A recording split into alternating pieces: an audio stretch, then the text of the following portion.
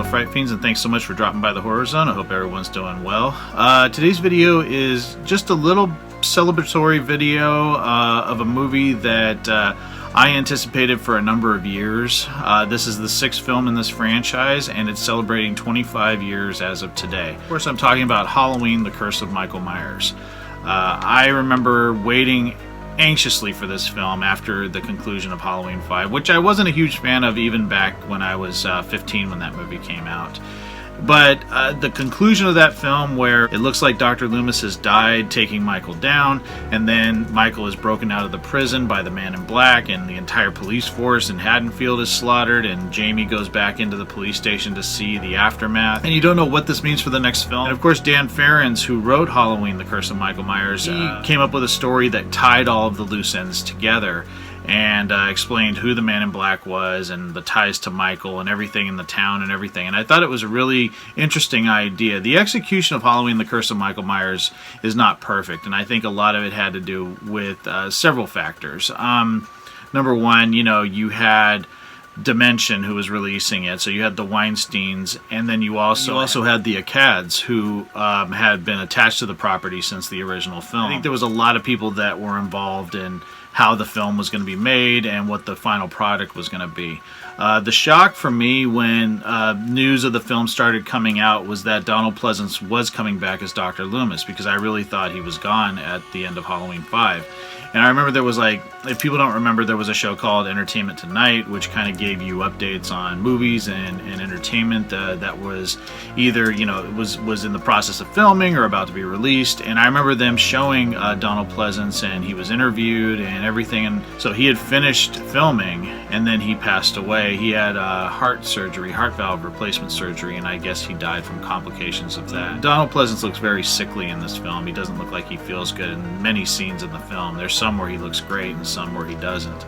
But this being his final film, I think he does a great job in it. I really didn't like the direction they went with Loomis in Halloween 5. I thought he was a little too overboard. I like that they scaled him back here, and he felt more like the Loomis from the first 2 Halloweens and Halloween 4. It always saddens me that he died before this movie came out, and I know he really loved Dan Ferens' script. When I first saw this film, I remember I was in college. I was 21 when this movie came out. I had really mixed feelings about the theatrical cut of this film. In fact, I really don't like it at all. My biggest issue with this film is how they killed off Jamie Lloyd, of course played by the amazing Danielle Harris in Halloween 4 and 5, a character that you had grown to love and absolutely adore. And they recast her. J.C. Brandy plays her in this film. And how she's killed in the theatrical cut pisses me off. It's complete disrespect for this character.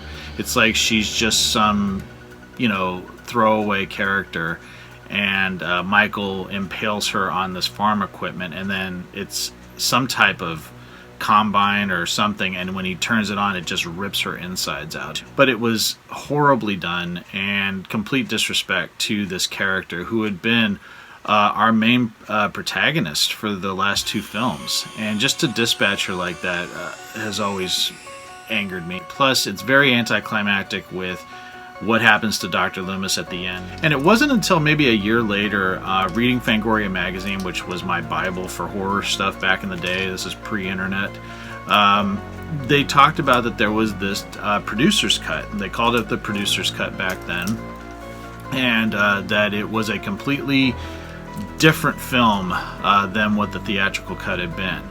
And in early 2000, I got brave enough to look for one of these. I had read about it in magazines, and that people had seen the film, that it was really rough. It still had the tracking numbers on the bottom. But in 2000, the first eBay purchase I ever made was a copy of the producer's cut, and this is it. It's a VHS tape. I didn't rewind it, bad on me, but Halloween 6, the producer's cut. And it came with this, I remember this was the first thing I ever bought on eBay, but it came with this letter saying, congratulations, you own a valued piece of Halloween movie memorabilia. This video is the treasured Halloween 6 producer's cut work print. While viewing this videotape, there are a few important things to keep in mind. First and foremost, that this tape is a work print. What that means is that there are numbers running on the bottom of the screen, this is a tape that a producer edits and makes a final print. Secondly, this tape will not have the same quality of a regular VHS. On this tape, there are some jitters and some light to dark variances, but overall the tape is superior to the others out there being sold. Finally, you are advised that this tape is sold with no guarantees or warranties of any kind. The seller will not be held liable for problems with this video cassette. Yeah, that was pretty cool right there, and I still have it with the tape. I'll never get rid of it because it was my first eBay purchase, and I remember I was so excited when I got it and to watch this version of the film.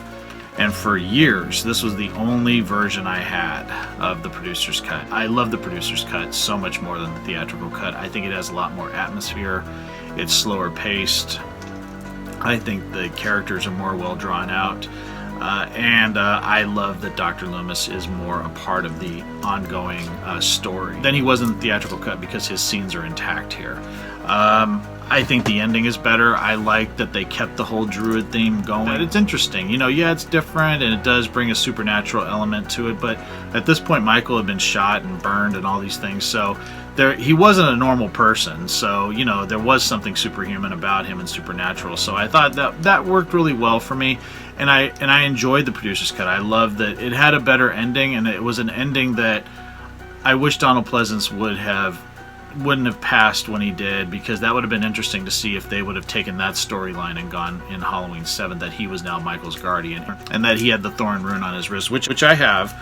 I'll show it right. I don't know if anybody's ever seen that, but I do have the thorn symbol on my wrist. I got that about a year ago. But yeah, that Dr. Loomis now had this, and that the Man in Black had passed it on to him, and I thought that was really, really interesting. That he was now cursed, and that ending is haunting to me. So I really love the ending of the producer's cut. I actually picked up a bootleg DVD, and I forget where I found out about this one. It might have been on one of the Halloween websites that was going around, and I can't recall exactly when I got this. I'm gonna say it was probably maybe 3 or 4 years after I got the VHS tape. But what this person did, and it was really cool, is they re-edited like the cut scenes into the Curse of Michael Myers. So what they did was, so they took the Curse of Michael Myers and they edited the producer's cut scenes into it, so the scenes will go from like normal, very clear, to kind of grainy. So, but it actually is the clearest version of it in terms of it being kind of a bootleg. This was one that I watched very regularly, and it's a really cool, it's got like theatrical trailers, behind-the-scenes footage, production featurette. I mean, they did a really good job on putting this one out, and this is another one that I am grateful that I have, because, like I said, this was my preferred copy of the movie. I don't think I've watched the theatrical cut of the film in probably 15 years. I do have a copy of the theatrical cut, but it's in this Psycho Killer Series 4-pack, which includes H20, Resurrection, and then Mother's Boys for some reason. I guess because Jamie Lee Curtis is in it, but I never understood why they put that one in there. But yeah, I don't think I've even played this once, because I have all the other movies. I don't have Mother's Boys on anything else, but I have other copies of H20 and Resurrection. And then God bless Scream Factory for, you know, in 2014 we finally got not only a amazing release of Curse of Michael Myers, but the producer's cut as well. Crystal clear, looks like a brand new movie. I don't know how they did it. It is the best version of this film that I've ever seen. And then finally after that, Dimension got around to putting out their release of the film. So I have 2 copies of it on Blu-ray. I pretty much watched this one the most, but I did pick this one up just because I'm a completist, and I do like this film. It's not like in my top 5 of Halloween films, but I do like the producer's cut so much more than the theatrical release of the film. And I think it just has to do with the fact that there's more Dr. Loomis in it. I think the characters are more well drawn out, and I think it just makes more sense than the director's cut did. So yeah, pretty crazy. 25 years. And I still remember when it came out. I remember, you know, what I was doing at the time. I was going to college. I was working at a pizza parlor. Yeah, I just wanted to talk a little bit about Halloween, the Curse of Michael Myers. Like I said, you know, it's a part of my history. You know, it's a part of my history in becoming the horror fan that I am today. And I'm grateful for that experience of going to see it, even if I wasn't crazy about the finished product. Leading up to it coming out, and, you know, just, you know, waiting for it and reading everything in Fangoria. It's always been a film that I remember very vividly going to see as an adult, because before that my mom had to take me to see these movies because I was too young to get into them. But yeah, Halloween, The Curse of Michael Myers. I'm curious what other people think, if they saw it in the movie theater back in the day in 1995. Like I said, I have good memories of seeing this one in the theater. I wish the final product could have been more closer to Dan Farron's script. I've never read the entire script, but I've read excerpts from it, and it sounds like his overall vision was never realized with this film, and it would have been interesting to see that version of his script come to be. But it is Donald Pleasence's swan song as Dr. Loomis, one of my favorite characters of all time, my favorite character from the Halloween franchise. And yeah, I just thought I would share my memories going down memory lane here of this film, and I hope everyone enjoyed this video. I hope everyone's doing well, and thanks so much for dropping by the Horror Zone, and I promise I'll talk to you again soon. Take it easy, stay scared as always. Peace.